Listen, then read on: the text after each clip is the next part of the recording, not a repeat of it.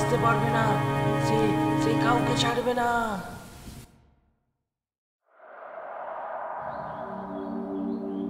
ভৌতিক, রহস্যময়, গা ছমছমে ভূতের ঘটনা শুনতে কে না চায়। আর সেটা যদি হয় সত্যি ভূতের ঘটনা, তাহলে গায়ের লোমগুলি কাঁটা দিয়ে ওঠে। রাত্রে বাইরে বেরোলে মনে হয় কেউ একটা পিছনে দাঁড়িয়ে আছে। এই রকম গা ছমছমে সত্যি ভূতের ঘটনা নিয়ে আমাদের আজকের নিবেদন।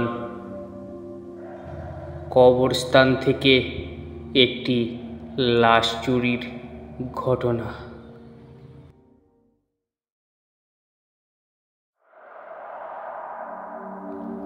শুনশান নীরবতা।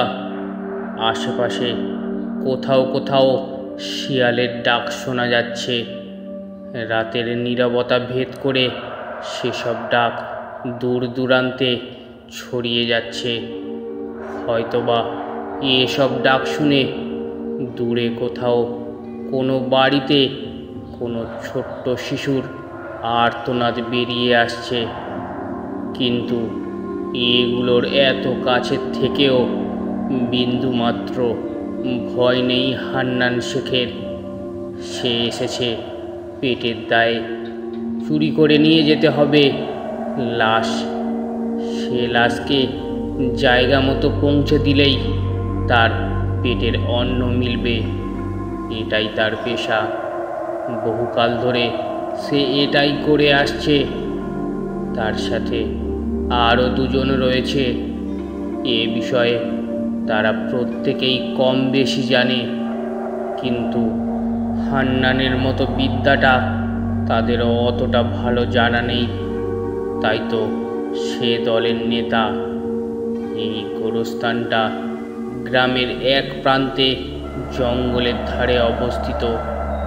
কাছাকাছি কোনো বাড়ি নেই এবং এ কারণে মানুষের চলাচল নেই বললেই চলে। তাছাড়া চারিদিকে এখন কাদা। কেই বা বেরোবে বাড়ি থেকে এত রাতে? তাই তো লাশ চুরি করার পক্ষে এটি একটি আদর্শ জায়গা বলা চলে। আজই প্রথম এখানে এসেছে তারা লাশ চুরি করতে। লোকালয় থেকে এত দূরে অবস্থান দেখে হান্নান এবং তার সাথীরা প্রথম দেখাতেই জায়গাটা অনেক পছন্দ করেছে। গোরস্থানের কাছাকাছি এসে পড়েছে তারা। হঠাৎ চাঁদের আলোয় গোরস্থানের ভেতরে কি যেন একটা অববয় খেয়াল হলো। পুরো স্পষ্ট নয়, কারণ এখনো পূর্ণিমা না আসায় চাঁদের আলো তত স্পষ্ট নয়। ওদের হাতে 2 ব্যাটারির টর্চ।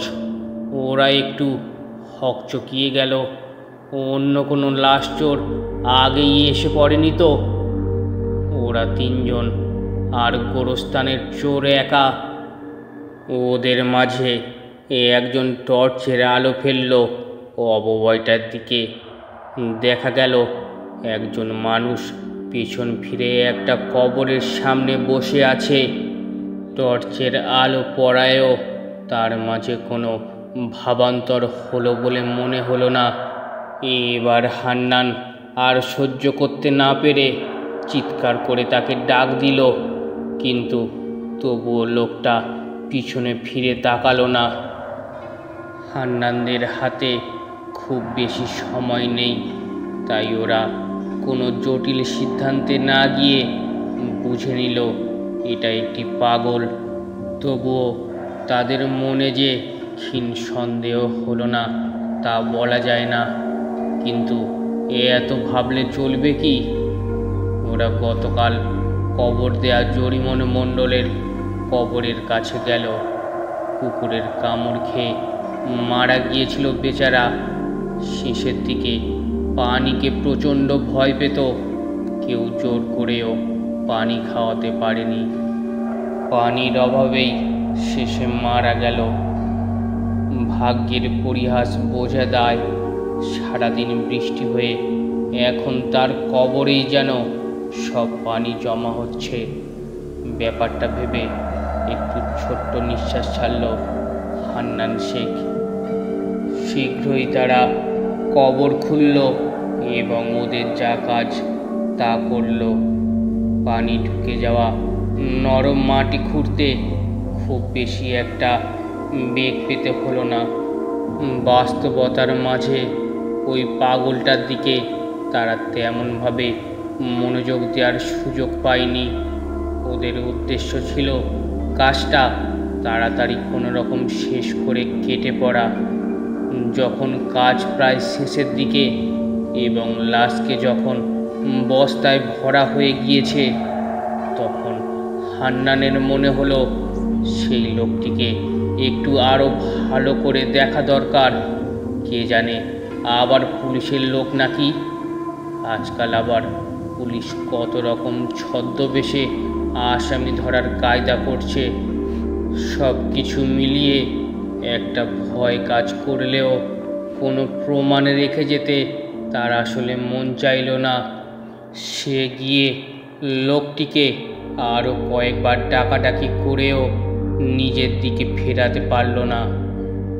লোকটি নির্বিকার, শুধু একটু একটু কাঁপছে। এবার হান্নান তার ঘাড়ে হাত দিতেই লোকটি তাদের দিকে ঘাড় ঘুরিয়ে ফিরে তাকালো। সেই তথাকথিত লাশ চোরের দল সেই মুহূর্তে যা দেখল তা দেখলে এক রাতের ঘুম কেড়ে নেয়ার পক্ষে যথেষ্ট। ভয়ঙ্কর বিকৃত এক মুখ, দুই চোয়ালে কোনো মাংস নেই, মুখ কেমন পোড়া পোড়া, এই এক চোখ বাইরে উপড়ানো, মনে হয় নরক থেকে উঠে এসেছে। সাক্ষাৎ শয়তান একটা। মুখে লেগে আছে তাজা রক্ত এবং দাঁতের ফাঁকে লেগে রয়েছে মাংসের টুকরো। মানুষের মাংস, হ্যাঁ, মৃত মানুষেরই মাংস।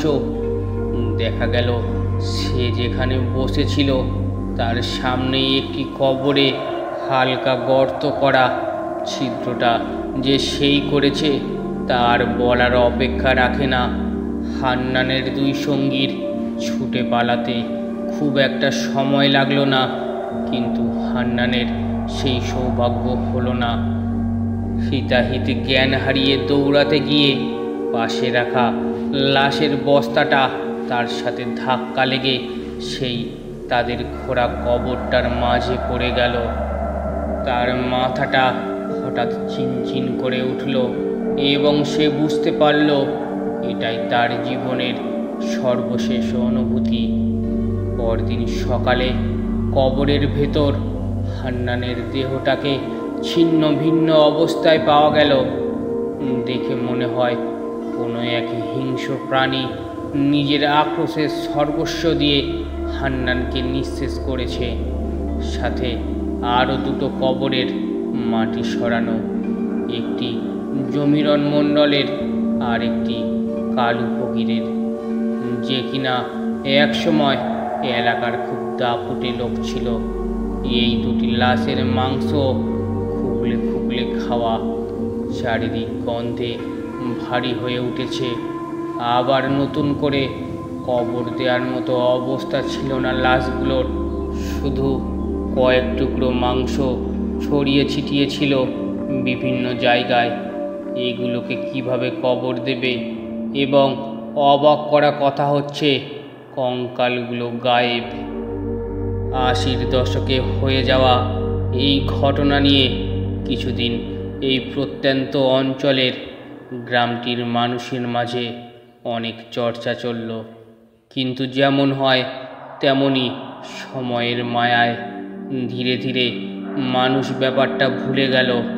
কিন্তু তারা যদি গভীর রাতে কেউ দূর থেকে কবরের দিকে দেখার চেষ্টা করত, তাহলে বোধহয় দেখতে পেত যে এবার দুটো পাগলাটে ধরনের মানুষ কবরের সামনে বসে আছে এবং হালকা হালকা কাঁপছে।